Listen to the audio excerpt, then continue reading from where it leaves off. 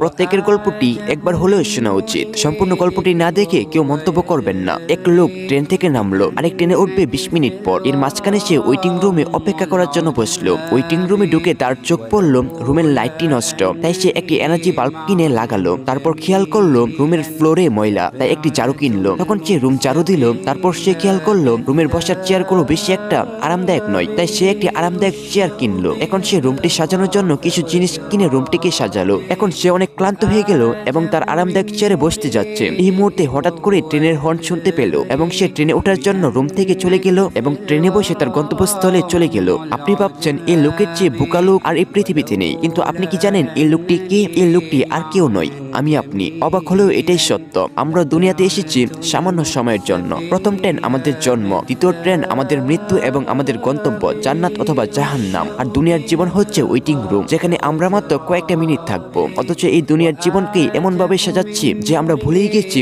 আমাদের মৃত্যু খুব সন্নিকটে এবং আমাদের এই সাজানো গোছানো দুনিয়া সবকিছু ছেড়ে মৃত্যু নামক ট্রেনে চলে যেতে হবে। আমরা এই ওয়েটিং রুমটি সাজিয়ে কয় মিনিট বুক করতে পারবো? আল্লাহ আমাদের সবাইকে দুনিয়ার মোহ কাটিয়ে আখিরাতের খোরাক সংগ্রহ করার তৌফিক দান করুন, আমিন। আশা করি ভিডিওটি আপনার কয়েকজন ফ্রেন্ডকে শেয়ার করবেন। হতে পারে আপনার শেয়ার করা ভিডিও থেকে কারো পরিবর্তন আসলো। তো